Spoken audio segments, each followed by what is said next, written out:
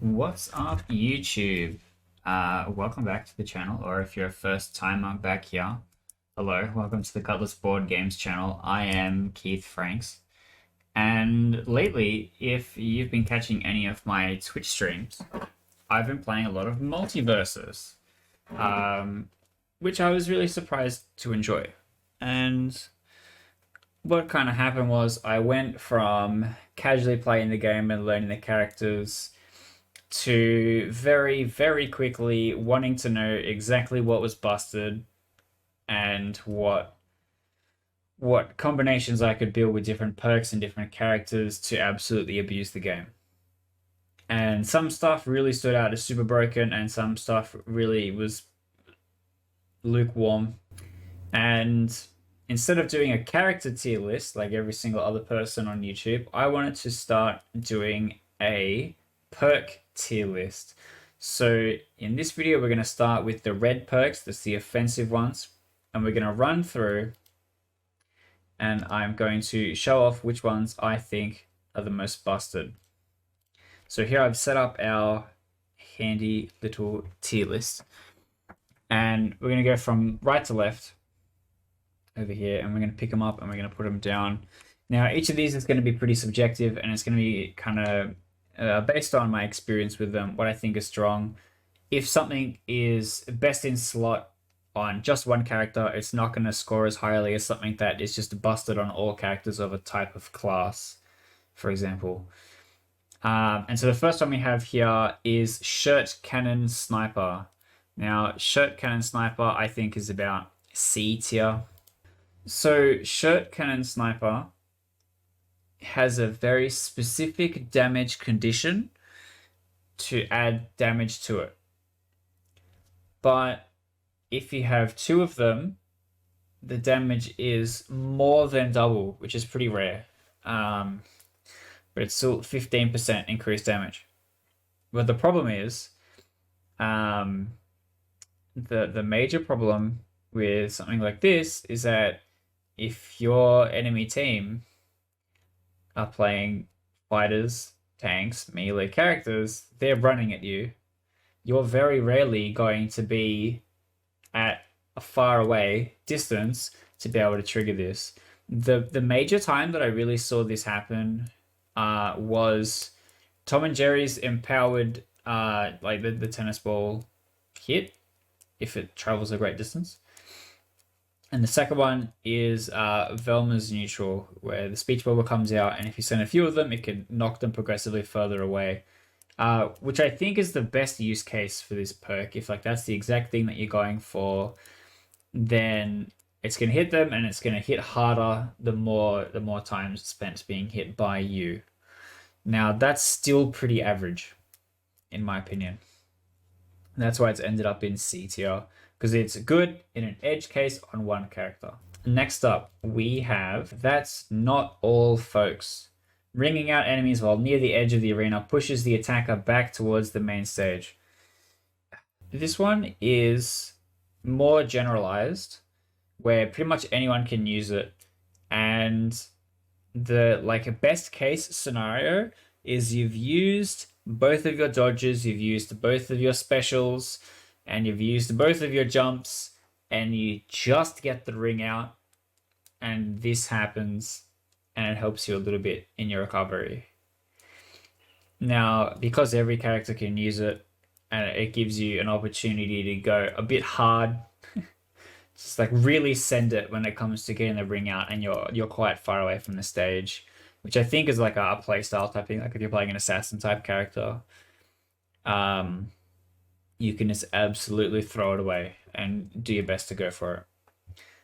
The next one is Wildcat Brawler. Your team deals 5% increased damage with melee attacks on the ground.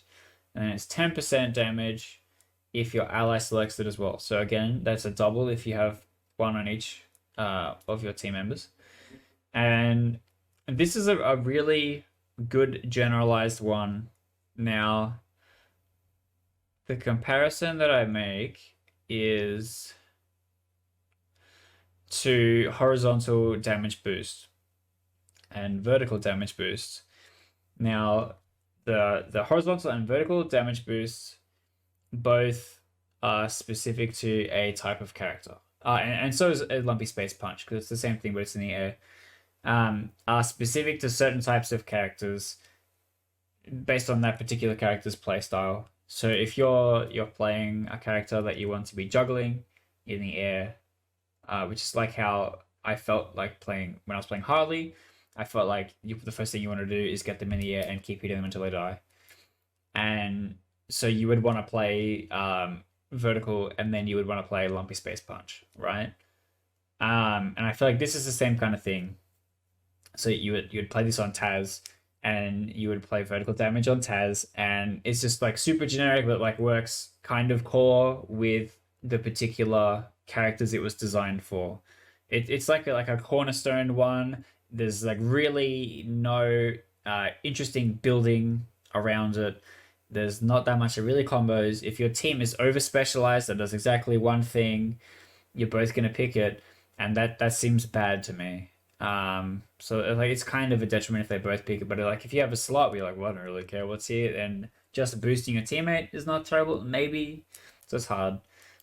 So all these Wildcat Brawler, Lumpy Space Punch, Vertical, and Horizontal, which is just the same thing, I'm going to put in B tier. And now the next one is Make It Rain Dog. So your team receives 20% increased projectile speed, and if it's stacked, it's 25% speed. Now, this is one that I thought was interesting because with some stuff, it's double if you both pick it. Make It Rain Dog is plus a quarter if you both pick it. So if you're playing a character like Tom and Jerry, for example, I felt was best with this. I think Velma can use it as well. Then you would just put it on one of your teammates, right? And then the other teammate would take like CoffeeZilla or something like that, and they could help you diversify what their team does in a certain way. Now, this I felt like was super specific to like one support and one mage. I feel like Bugs could probably use it as well, but I also feel like there's other stuff that I would prefer to take first. So I'm going to be putting this in C tier. It's good, but I think it's too corner case. It doesn't get boosted enough if you both take it. So I'm putting it in C tier. The next one we have is Refreshing Ring Out. So your team refreshes air special attacks after rigging out an enemy. And then on stacks, refresh all air options if your ally also selects this perk. Now, this feels like a just better version of That's Not All Folks. Because That's Not All Folks kind of bumps you back in, and it's just kind of doing the same thing that Refreshing Ring Out is doing. Because you need to get that ring out and it's triggered. You could, in theory, take both. Like, if you're really, your plan is just to juggle 24/7, I don't think that's really that worthwhile. I think Refreshing Ring Out is just better. And in my experience in playing the game, most of the time when I am fighting off the edge of the map or something, I will die because I'll press an input that I don't realize I don't have any charges left for. Like, I'll be mashing dodge and I don't realize I can't dodge anymore, and I'll die. And Refreshing Ring Out can, like, maybe save you there if you actually get the ring out and you press dodge and you don't have a dodge and you're like, okay, wait. Which, like, kind of, like, niche good in my particular test case where I have problems with this one particular thing. Otherwise, I think it's just generally good. We then have Painted Target. Your team deals 5% increased damage when hitting enemies that are in hit stun, and it's 10% chance if it's double. This one I feel like is really specific to juggle champs. Like Superman's neutral punch, I feel like is probably the best example for this because it's probably the thing that does it and lasts the longest. But if you're playing characters that have like really good multi hits, I feel like Finn is another good example. Has really good multi hits. Probably Wonder Woman possibly as well. A lot of her, like you can really get a couple in there. And if obviously you stack it up with your teammate, you're doing the same thing, it can potentially be good. I feel like it's one that on certain champs is going to be better and can just be generically good if you're hitting combos and you're landing combos, or you're working in a good synergy with your teammate. Next up is Ice Projectile. Now, Ice Projectile is a really tricky one. So your team's projectiles deal 2 stacks of ice debuff if they knock enemies back. And if you have it with your teammate, it's 3 stacks as well. Now, this was one that I was really, really excited about, and I played a lot on stream trying to get this to be broken. Now, a lot of the time you'll come close. You'll hit 12 out of your 15 stacks, and you'll almost get there, you know. Playing the way that we found was most consistent to get it done was playing Velma and Tom and Jerry, which means we have no tank, we have no brawler, we're running and gunning as best we can, but sometimes we'll hit the freeze. And usually the things that go wrong are they do freeze and they're too far away from you to do anything about it because you're hitting them with projectiles, or they disengage or they hit you back and you get knocked away and the stacks tick down before you get a chance to actually freeze them. And it's actually pretty difficult to get the freeze off. With Velma, you have to hit you have like your thread down your ice on the ground. You have to hit that, and you have to hit a bunch of projectiles, and your ally has to hit a bunch of projectiles to actually get a freeze. But if you do get a freeze and you do get the hit on them, it's almost a guaranteed kill in the same way that Velma's cop car is almost a guaranteed kill. So I feel like this has the potential to be really, really strong and kind of busted. Maybe in the future when they release characters that can be more consistent with ice, it might be good. But for now, I'm going to put it in A tier just because if you can hit it, it's a free kill. So if you get like well skilled enough in using this one thing, it could be like the silver bullet that you carry. Next up is Fire Projectile. Now, this one is S tier. Fire Projectile is fucking insane. For 3 seconds after knocking back an enemy with a projectile, your team can melee attack that enemy to ignite them for 2 seconds. Or you ignite enemies for 4 seconds if your ally also selects this perk. Now, I was playing Wonder Woman, and my duo partner was playing Tom and Jerry. We both took Fire Projectile. Tom and Jerry hits them. I see the icon say, hey, I'm ready to be ignited, and I send it. I'm hitting them with everything I can, and my max damage dealt, like the record that actually shows up in Multiversus, the max damage I dealt in a game was 591 on Wonder Woman, who is a tank. Not a brawler, not an assassin, a tank. Alright? And so they would trigger the ignite, I'd run at them. If they manage to run at Tom and Jerry, I activate my shield, which dashes me to my ally. I start wailing on them again, and it's insane. This thing, if your team is one ranged character, like a mage or Velma as a support, and a melee character, you take it. You just have to take it. It's too good. You can't not take it. It's S tier. It's gonna get nerfed. It's fucked. Honestly, it's too good. Anyway, next up is Electric Projectile. After allies remain grounded for 7 seconds, their next projectile is empowered with electric damage. 4 seconds if your ally also selects this perk. Now, I tried this a bunch and could literally never do it.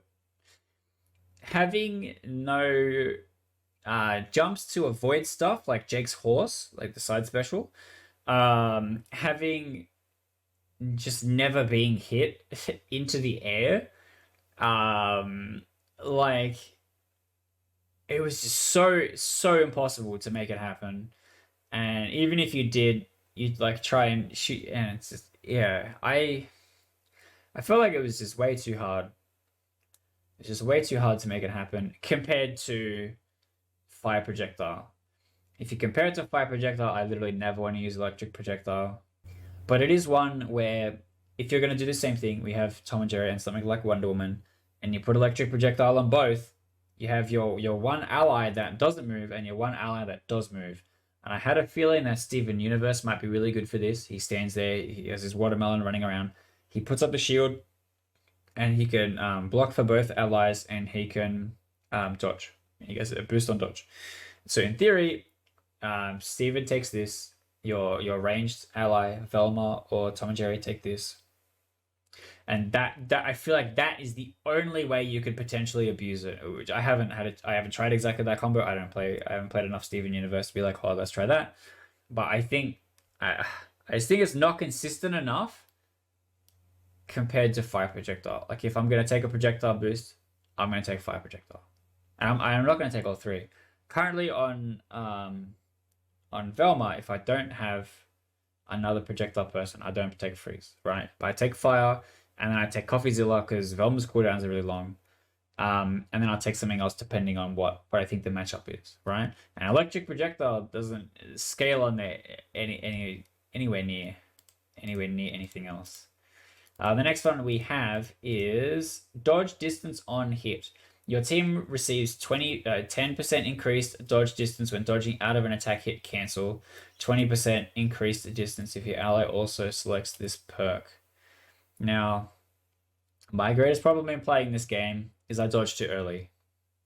I dodge too early, and then I try and move through them, or I move away, and I still get hit by whatever the attack is. And that's something that I'm obviously working on. But stuff like this, having to dodge out of an attack hit cancel is really, really hard.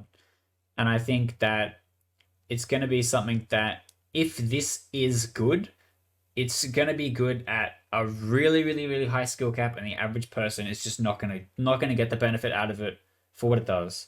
Like comparing this to Lumpy Space Punch, where Lumpy Space Punch is going to be doing stuff 60% of the time, dodge distance on hit sucks.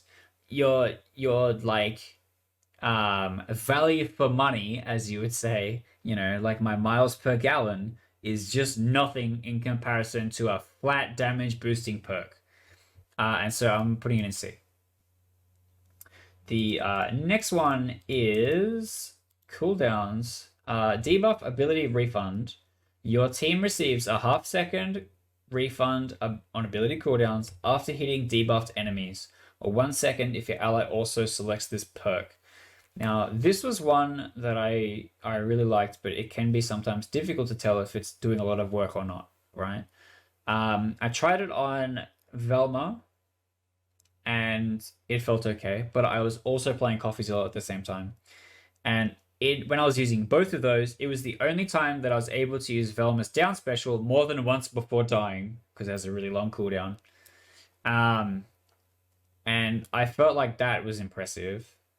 But playing it on Wonder Woman with Tom and Jerry and Fire Projectile and stuff like that, you get on them, you get your hits in, and you use it to reset your dash guard, right? Your down special. And then you're just constantly dashing back to Tom and Jerry to protect them. And I felt like that was pretty good. And I have a feeling that this one is probably going to be difficult to tell if it's as good as Coffeezilla, because Coffeezilla is just 10% flat. It's good all of the time. That's the thing, right? If we're measuring miles per gallon here, you want something that is going to be doing something as often as possible, right? Coffeezilla is always doing something and is going to be good, right?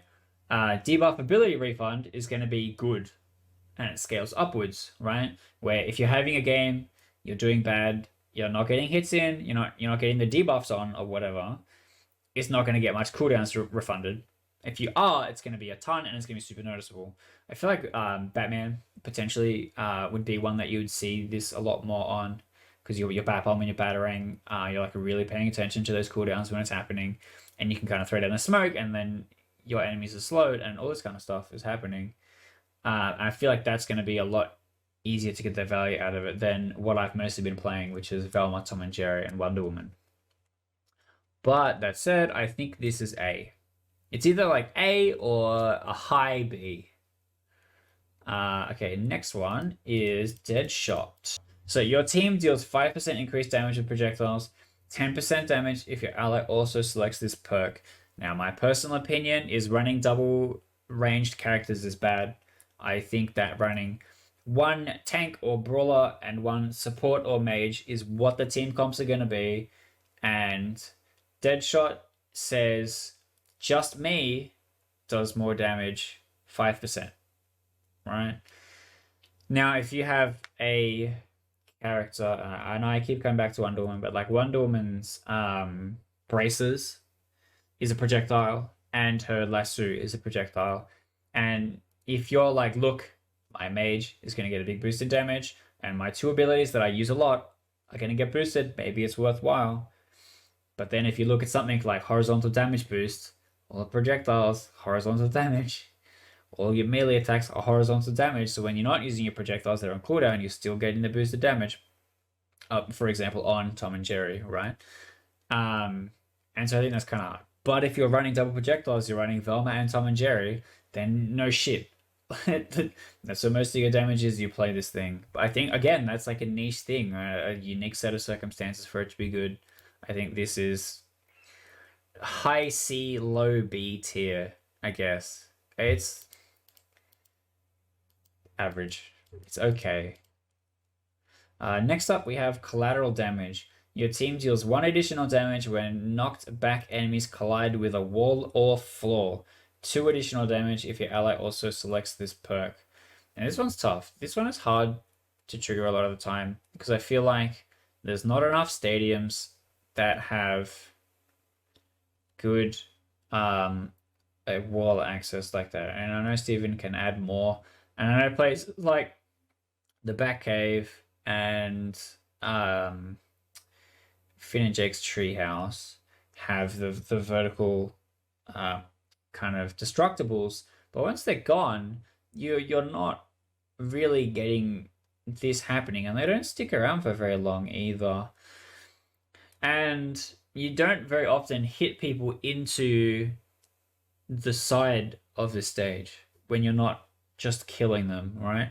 And the way that you would think collateral damage would want to work would be when you're hitting them from 0 to 100%. You're building up the damage on them so that you can get the kill on them, and that's what you're working towards. And I just feel like this isn't going to trigger enough for it to actually get the big value out of it that you want. Damage boost on debuff hit. Your team deals 5% increased damage when hitting debuffed enemies, or 10% increased damage if your ally also selects this perk. This is one that we tried with Velma and Tom and Jerry while we're trying to boost the freeze and the fire projectiles and stuff like that. And I feel like this is another one of those times where one of the other flat damage dealing ones is just better. Yes, this is the double, goes from 5 to 10%, but so is horizontal damage, so is lumpy space punch, so is wildcat brawler. But if I know I have wildcat brawler, I stand on the ground, I fight you. It's always on. Damage boost on debuff. If my debuffs are on cooldown, I can't debuff you. My teammate is dead, hasn't debuffed you. I'm not getting a damage boost, which makes it strictly worse than the other stuff that does a more generic version of the same thing. Snowball effect. Your team deals 7% increased damage against the fighter with the highest damage. 15% increased damage if your ally also selects this perk. This one I really liked. I feel like Snowball effect is going to work good if the team compositions are 1 tank, 1 mage. The mage's job, and you see this a lot with Velma, where she's running around collecting clues, but she's doing her best to avoid fighting at all, and then she doesn't take much damage. And if she has grey health as well, she's taking less damage. She's running everywhere. But the tank is rumbling. A tank's job is to try and get your percentage up high, but you're fighting the tank because he's fighting you, right? And if you're fighting the tank, they're going to have a greater damage percentage. And so you're 2 people stacking onto this tank. Tank gets a high damage percentage, and it's going to be easier to kill that person. The only problem is that for Snowball effect to work, it's going to want to be on an assassin into a team that's playing ranged and melee. Because if you're on the assassin, you're going to be dealing the more damage. It's going to be a bit more consistent, because the worst thing for this perk to happen is it turns back on you. You take a big hit, you have a more damage percentage, Snowball effect turns off, which isn't what you want. You want it to get on as often as possible. You want it to be dealing extra damage as often as possible, and that's where you want it to be. And that is all of them. Nothing ended up in D tier. Ignite is the most broken one, easily. And there you go. That is my take on the tier list for all of the offensive perks in Multiversus. I hope this gives you a bit of thought about how the different things work mechanically, what's going to be good, what's not going to be good. Trying things out for yourself always is going to be better than what some idiot on YouTube has said. If you're finding something is working, keep doing it, but be open to other people's suggestions and see what works with that. And don't forget, some of the stuff is character specific, some of it's not, right? But I'd love to hear what you think. If you think I am completely wrong, please tell me in the comments because I want to try stuff. If you're like, Keith, you're an idiot, you've completely missed the point on this particular perk, tell me. I want to know because I want to try it for myself. That's the whole deal, all right? And while you're blowing up my comment section, drop a subscribe. Just hit that button. And then while you're in there, open up the description and go find my Twitch channel. And then follow that too. And then come join me on stream. And then you can berate me in real time as how I know nothing about the perks work. That I honestly would enjoy that a lot too. But thanks for hanging out, and hopefully I will catch you all laters.